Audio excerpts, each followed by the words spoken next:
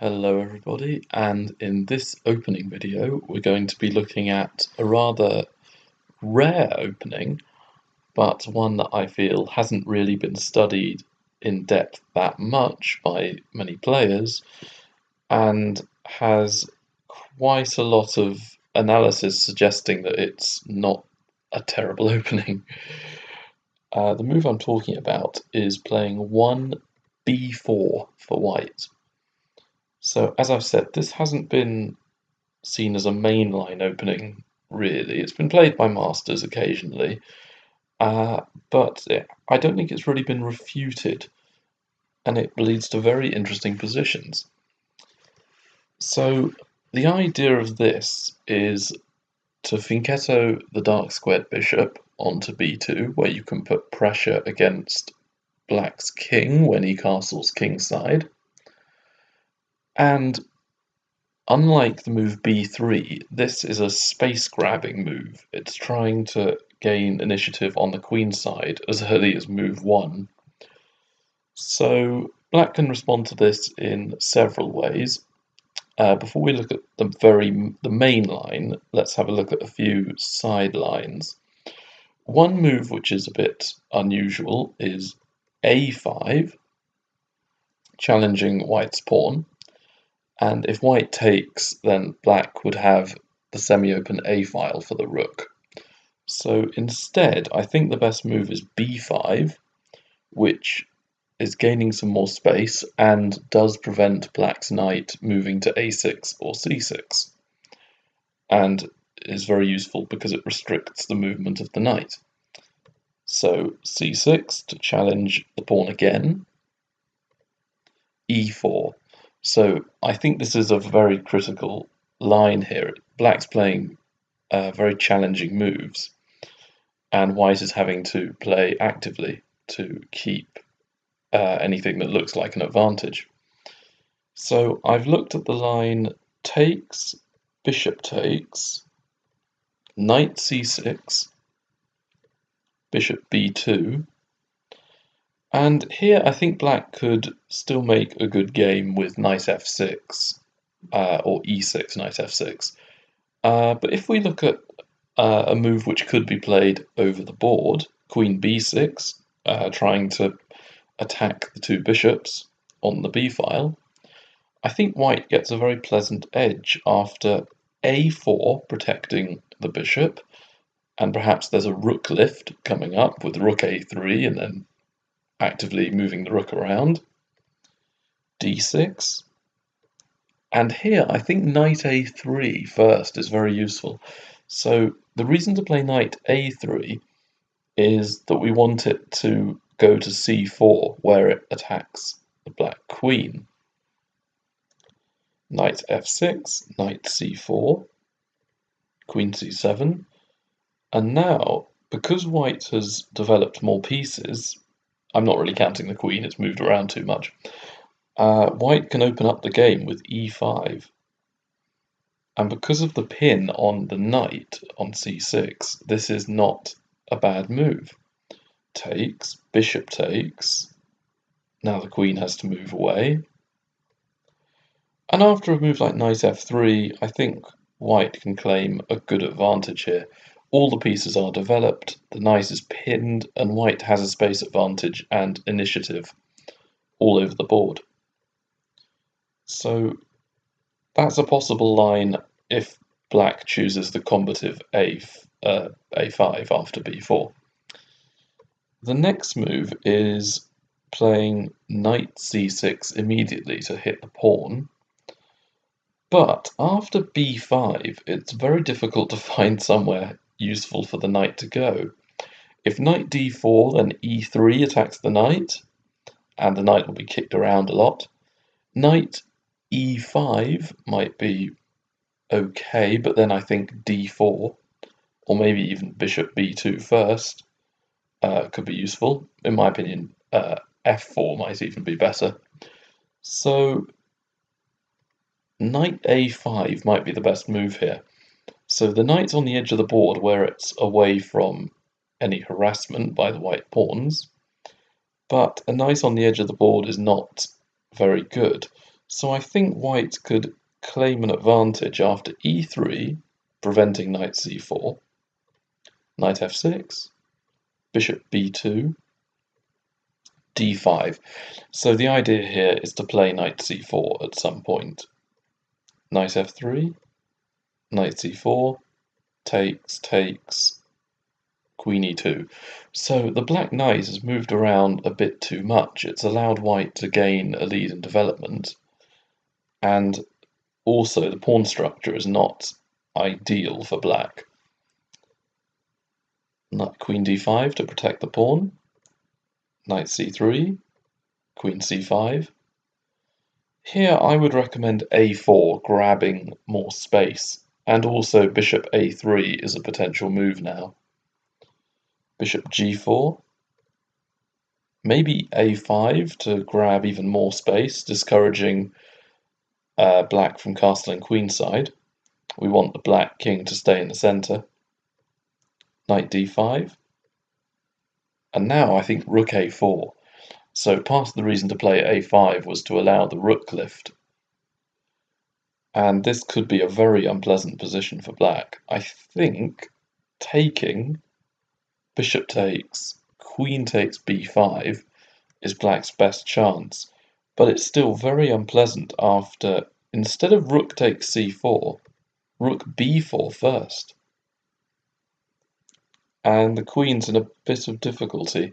The computer recommends queen a6 to guard the b7 pawn, but it's still very unpleasant for black. The move which you would probably see by a human is queen takes a5, rook takes c4, so it's attacking both the queen and the bishop, queen h5, rook takes c7, and now I think white has a very, very good advantage because it's difficult for black to coordinate. Look at the pieces on the back rank. The bishop on f8 can't move, and the two rooks are nowhere near being connected, whereas white could castle next move and have all the pieces working together.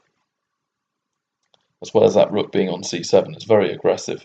So I would give white a good plus here, maybe plus 1, +2 maybe. So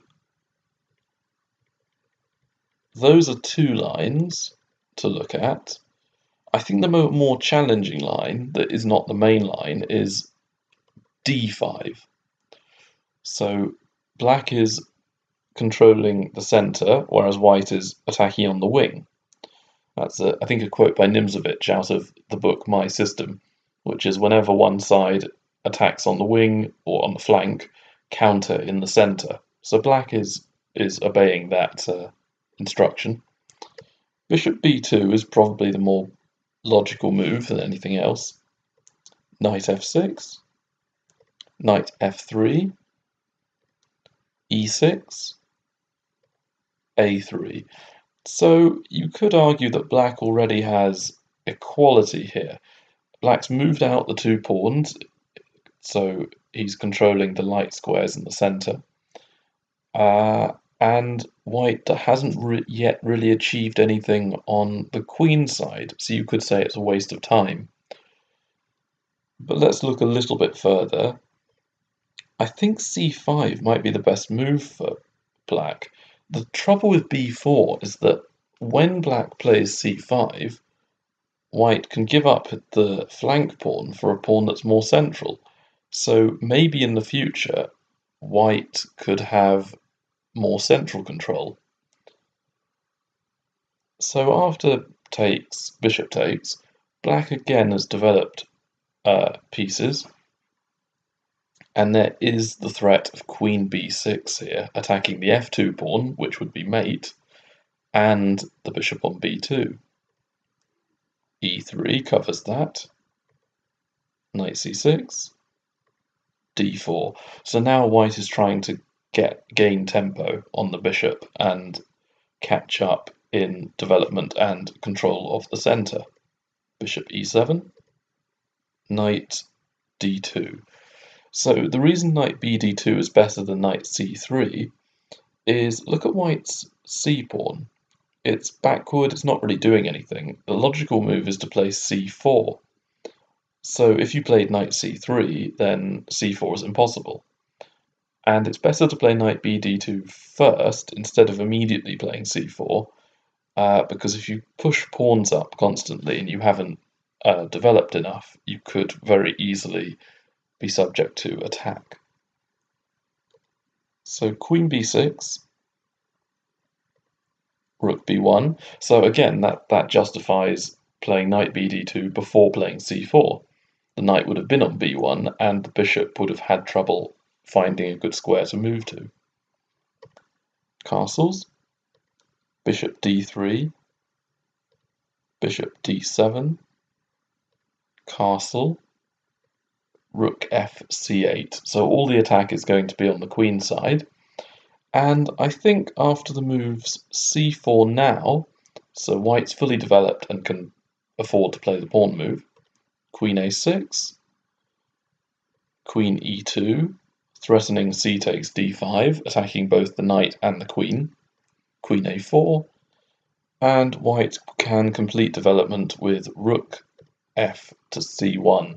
So we're going to have a very interesting battle on the queen side and in the centre, where I think white is slightly better developed with the bishops than black is. I think black's d7 bishop is worse than either of white's bishops. And white's knights are fairly active as well as black's knights, and white's queen's more centralised than black's queen. So maybe white has a very small advantage here, but it may not be very much. I think white could also threaten to play c5 next move if black doesn't take measures to prevent it, which would cut off black's dark squared bishop on the queen side. So this is also an interesting line, but not the main line. Now, the main line is very, very tricky, and it's after b4, black attacks the pawn in the most effective way, e5. So again, it's putting a pawn in the centre and threatening bishop takes b4. And the book move here, and I think the most logical one, is to develop with bishop b2. And black now has a choice. He can either take the pawn and lose his centre pawn, or he can play more passively in the centre. So let's have a look at the line where black does not take the pawn. I think d6 would be good here, g3, because now I think what would be good here is to transpose into an English where when black plays e5 and d6, white often does play b4 and bishop b2 anyway. So after perhaps black could play more actively with f5, bishop g2, knight f6, c4. So now white has a very good advantage in on the queen side of the board. The two pawns on b4 and c4 are supporting both each other and an aggressive expansion on the queen side. a5, b5, knight bd2, knight bd7 I mean, knight c3, and here we again are going to reach an interesting middle game. Black may well finkesso his kingside bishop. White will develop the knight, bishop g7, castles, castles, and I think after queen c2, queen e7, there's going to be an interesting game here. White has again gained space on the queen side, but the dark squares are very slightly weakened, i.e. c5 and b6. Black has more space in the centre, but white could counter this by a well-timed e4 or d4 move. And white, I think, has better coordination than black due to the c8 bishop looking rather inactive. So perhaps the game could go d3, and if black tries to push and expand too early, white may gain a good advantage with knight d4, rook e8, rook a d1, knight c5, knight b3, knight takes, queen takes. And now I think white's pieces are very active and able to counter in the centre. So this line is perfectly playable for white. Now let's have a look at the more challenging variation, where after e5, bishop b2, black can take, and white needs to take back. So what do we have here? On the plus side for white, he has gained a centre pawn and only lost a wing pawn. So that means in the long term, white will have more pawns in the centre and therefore more control over the centre. On the plus side for black, white has taken 2 bishop moves to reach e5, whereas black has developed his bishop in 1 move. And the bishop on e5 is a little vulnerable, so black will probably gain a lead in development by attacking the bishop. So the game will usually go along the moves knight f6 to prevent bishop g7, knight f3, and here I think knight c6 is a very reasonable move. Here white will usually move the bishop back to b2 because of black being able to gain the bishop pair. And if not, then black could always play d6 or even d5 castles, then rook e8 to attack the bishop, if not take it immediately. So bishop b2 is definitely the more common move than anything else. Castles, e3, d5, bishop e2, rook e8, castles. And at this point, what white is going to try and do is play c4, where black will then lose another centre pawn for a queenside pawn, and white will then be able to expand in the centre with the e and d pawns, and therefore prove that black's lead in development is an illusion, because white will catch up after a few moves and be left with the more long-term advantage of more central control. So bishop f5 is an interesting move here. If c4, then after black takes and white takes, bishop d3 is playable, where black can infiltrate on the light squares and white will be left very, very sort of in a very bad place.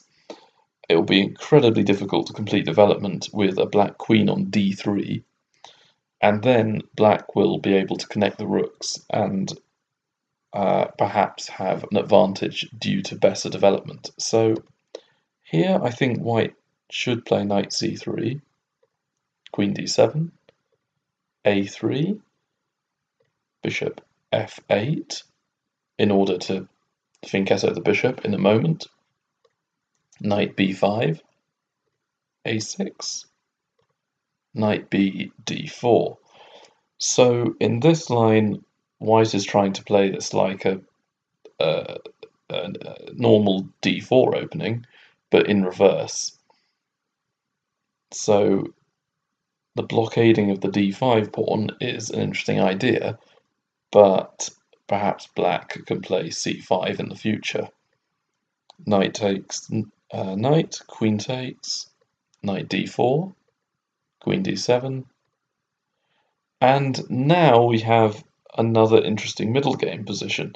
So black will probably play c5 and b5 to gain space on the queen side, whereas white is going to try and very slowly build up in the centre.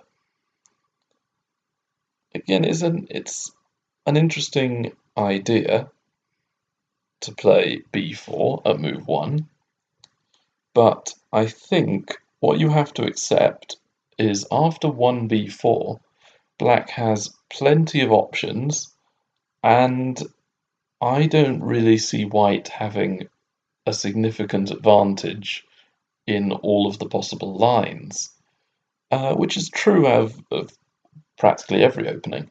But I think that the best lines for white, if black plays fairly well, is only having a very small advantage, and it's not like black has to really struggle in order to get there.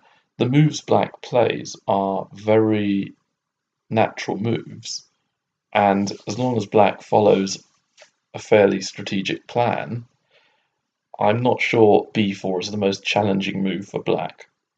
However, because it's not been studied so much, it is possible that you could catch out quite a lot of opponents by playing the rather unusual move b4. And white definitely has an easier time if he knows what he's doing at the beginning, because the idea is to gain space on the queen side, fianchetto the bishop, and try and restrict black's play, especially with that b8 knight. So anyway, it's an interesting opening, and I would recommend you giving it a go at least a few times before deciding whether or not it's the opening for you. I've played it a lot in rapid games, and I have quite a good score with it, but I wouldn't play it in a standard play game. So make of that what you will. Comment, like, subscribe, and I'll see you in the next video. Bye.